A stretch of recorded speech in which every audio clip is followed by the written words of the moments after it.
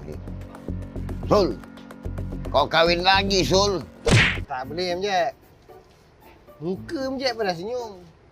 Sol, kau kahwin lagi, Sol. Apa benda? Kata marah. Marah kita kena marah. Sol! Kahwin kau lagi kau. Macam tu. Dia kena marah macam tu. Okey, sekarang ni Amjad buat marah. Marah. Marah, muka marah.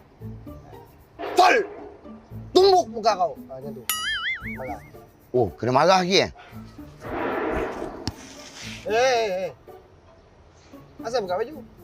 Buka baju lah marah. Mana ada marah buka baju? Habis kalau mengamuk buka seluar. Macam tu. Baju turun kan. Marah aja, karakter je. Kita karakter je. Menjiwai watak tu, karakter. Nampak? Tak bercakap ni nampak marah kan? Marah kan? Nampak? Ada tangan kentut. Tangan kentut. Okey, sini. Sul, kau kahwin lagi, Sul. Itu bukan marah, Amjad. Itu bukan marah.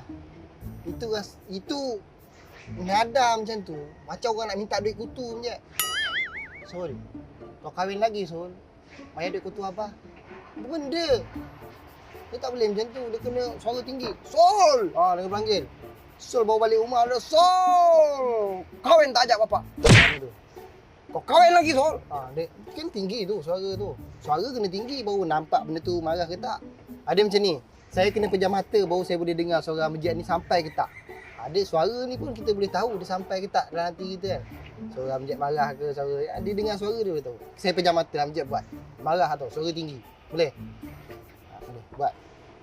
Oh, suara nak kena tinggi lagi Okey, abang try